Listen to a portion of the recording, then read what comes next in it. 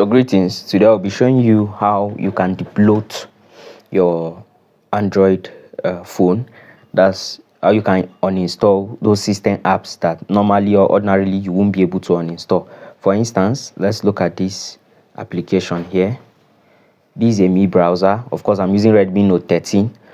So this method you can also apply to other phones, other Android phones. It mustn't be necessarily Redmi alone. So you can see that once I come here, you can see I only have force stop, which I have done, disable and also clear data, but there's nowhere I can actually uninstall the application. Yes, I can only disable it, but I cannot uninstall it. So right now what I'm going to do is to show you how to uninstall it. So the first thing you need to do is you make sure you enable your developers option. So you come to my device, and then under my device, that's you look for where they put device info and spec. Yes, so once you come to your device info and spec, that's even if you don't see device info and spec, just try and make sure you're able to locate this kernel version where they write the OS version. You keep on clicking on the OS version, so you can see you are now one step away from being a developer. So you click it again, you are now a developer. So now you go back. Once it shows you are now a developer, then you go to additional settings. Under additional settings, you look for developers option. Now under this developers option, there are some things you need to activate. For instance, you need to activate this USB debugging. Then you allow for confirmation, so you press OK. So next, and then another thing is you look at this wireless debugging, you enter it, and then you make sure you enable it. By default it's going to be disabled, so you enable it. So once you have done this, next is to make sure you download these applications. You download the Kanta and the Shinzuku.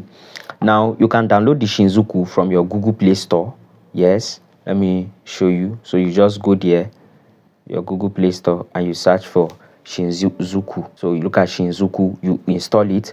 Once you are done installing it, then next you use your F-Droid. You go to Google and search for F-Droid, install F-Droid, because this Kanta you can't find it because you need Shinzuku and Kanta but you can't find Kanta on Google Play Store, but you can find it on F-Droid. So your F-Droid, once you download F-Droid, you search for Kanta, and then you install it. You can see I've installed mine already. So once you have installed these two applications, the first thing is to activate Shinzuku, because it's Shinzuku that will make Kanta to work effectively.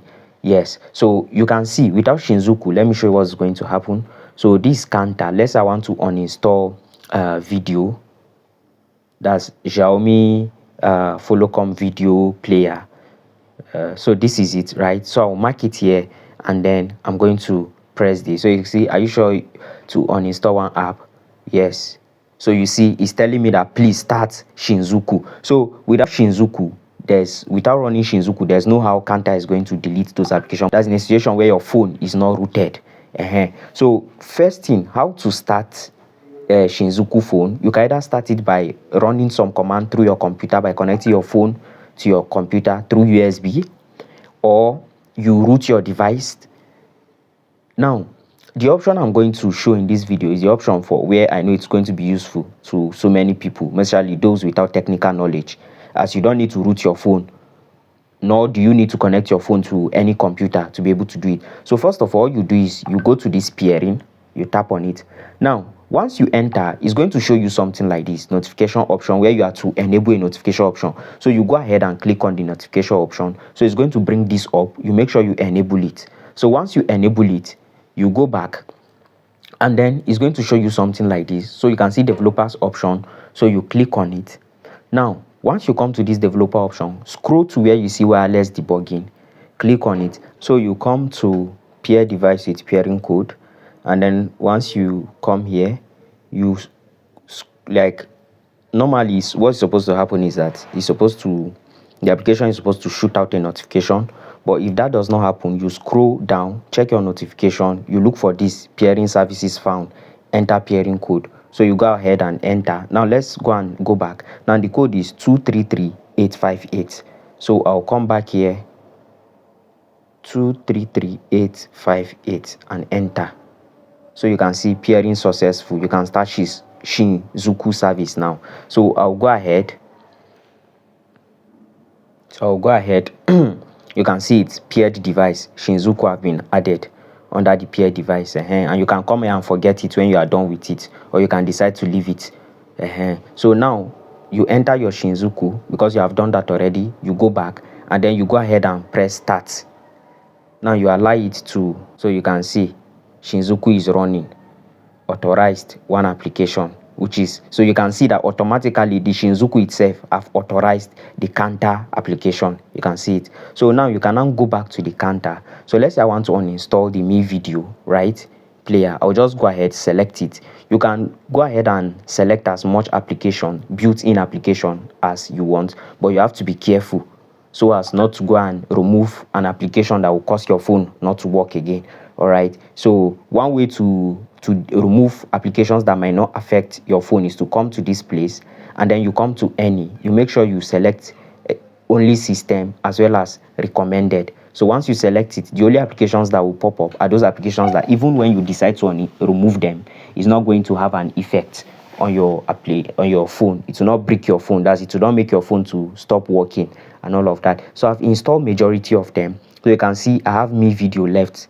Remember, when I came here, there was no place for me to uninstall. Let me show you.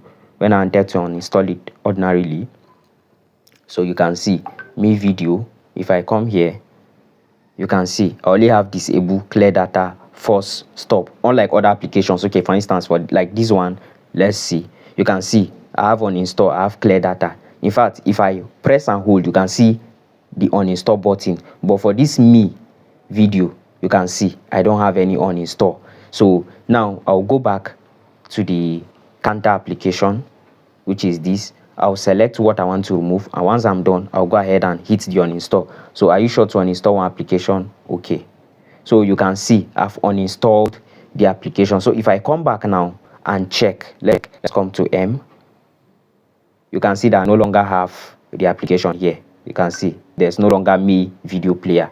So and one advantage of this counter application is that by the time you tap to the right, all the applications here will be the applications you have actually removed with the counter. So you can actually restore them. You can see all the applications I was able to remove. I removed App Vault, Ad Privacy, Contact and Dialer, Feedback, Game Center, Get Apps, Google TV, Main Component, Maps. So I removed these 3 Facebook applications.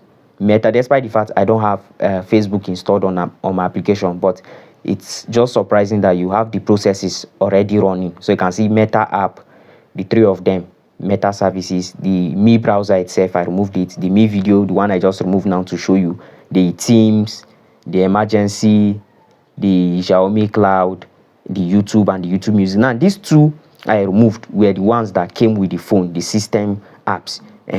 Because after removing them, I went ahead and downloaded normally from Google Play Store. So you can see these are the ones from Google Play Store, and that's why if you check, you find out that I will be able to uninstall them anytime I want, unlike the ones that came with the phone, which I might not be able to uninstall them.